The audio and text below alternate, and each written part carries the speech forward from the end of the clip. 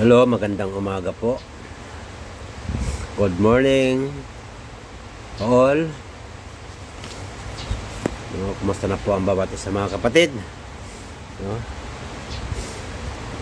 Sila ko na naman po tayo sa ating debosyon mga kapatid, tuwing umaga. Kumba't na nalipat ng oras mga kapatid. Humingi pa ako ng paumanhin sa bawat isa dahil sa hindi po natin na yung makokontrol yung oras mga kapatid. Ngayon po, pag-uusapan po natin patungkol doon sa Mateo 11:28. Ito po isang paborito ko ito, itong verse na ito, no? Na kung saan ay talagang nag-aanyaya ang Lord sa bawat isa sa atin. Ito po doon sa Mateo 11:28. Sabi nga po dito, lumapit kayo sa akin, kayong lahat na nahihirapan at lubhang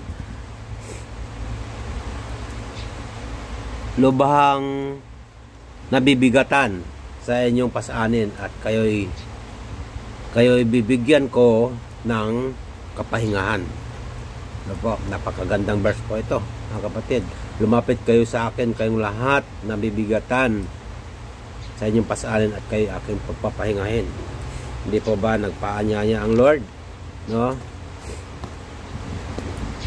Nagsabi ang Panginoon na lumapit kayo sa akin, no?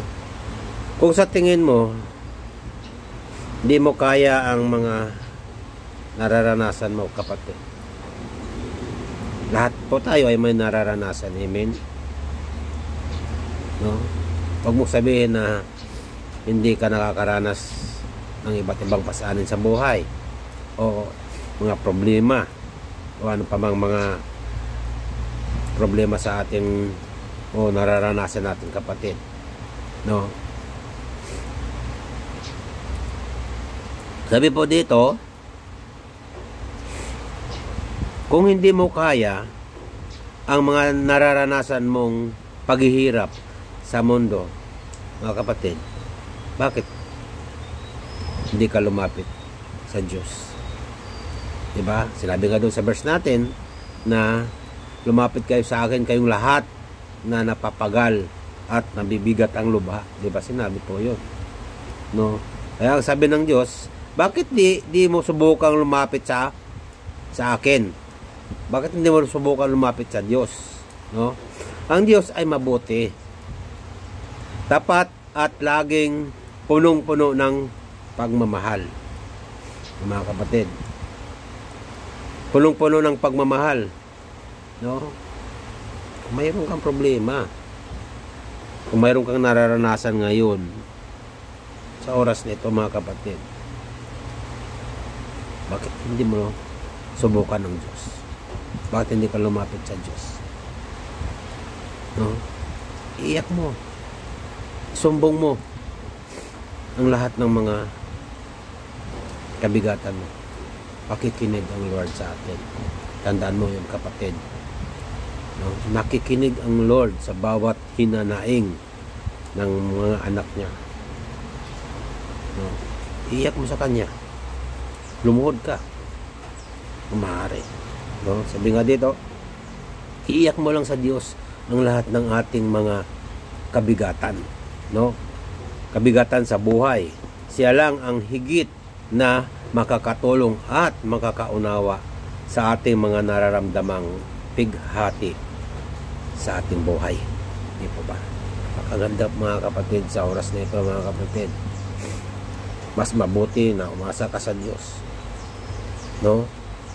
Sapagkat ang Diyos ay handang dadamay, handang pumulong kung sino ang nais na lumapit sa Kanya.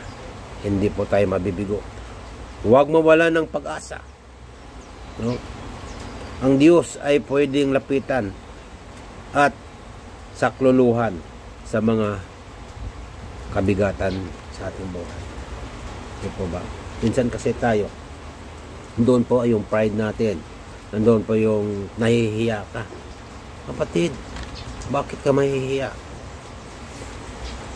Nang dahil ba sa ating mga kasalanan? Abay, Lahat ng tao ay may kasalanan. Ako, hindi ako nagmamalinis. Marumi din ako.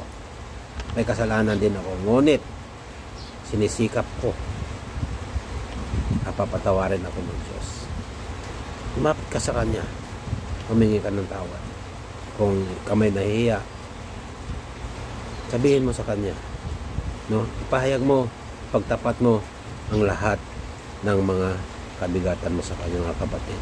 Ay tiyak na tutugunin ito ng Panginoon sapagkat subuko na ang Lord. Alam niya at batid niya kung ano ang ating kalooban. No, kapatid. Magbibigay siya ng kapahingahan sa bawat hapdi at kirot na ating nararanasan. Huwag mong kalimutan sa una pa lang dapat siya ang nilalapitan mo. Di po ba? Una pa lang dapat siya po ang nasa isipan natin kaagad. No. Mga kapatid, sabi nga doon sa Matthew 6:33 na dapat pag sumakitan natin ng mas higit na pagharian tayo ng Lord at mamuhay nang ayon sa Kanyang kalooban. Kapatid, inaanyayahan kita na lumapit ka sa Diyos.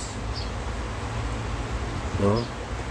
Kung mayroon ka mang nararanasan ngayon, mayroon ka mang problema, anumang sakit, karamdaman,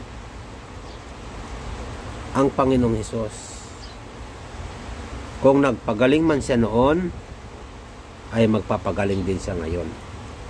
Kung ano man siya noon, at ganun din siya ngayon, kapatid. Maniwala ka, may magagawa ang Lord. No. Ang kailangan, manampalataya ka lamang. No. Katulad na lang doon sa isang babae na 12 years na dinudugo. Hirap na siya. Dahil sa kanyang pananampalataya, ang sabi niya, mahawakan ko lamang ang laylayan ng Panginoong Hesus, ay ako'y gagaling. So sa makatuwid, pananampalataya ang siyang nagdadala, ang siyang nagpagaling sa babaeng yun. Ikaw, alam kong mayroon po tayong nararanasan. No? Kung ikaw ay mananampalataya sa Diyos, at ikaw ay mananalig, at ikaw ay lumapit, tsak na gagaling ka, kapatid. Amen po. Nawa, sa umaga ito mga kapatid, ay mayroon po tayong naunawaan at naintindihan sa ating pinagbulay-bulayan patungkol dito sa Matthew 11:28. No? Mga kapatid, patuloy lamang po natin suportahan at patuloy po nating makinig sa salita ng Panginoon sapagkat napaka-importante po mga kapatid ang Word of God sa ating buhay sapagkat mayroon po tayong inaalagaang espiritu na dapat pakainin ng salita ng Panginoon sapagkat sabi nga doon sa Matthew 4:4, hindi lang nabubuhay ang tao sa tinapay kundi sa salita ng Panginoon. Okay po, God bless po, patuloy po kayong mag-iingat.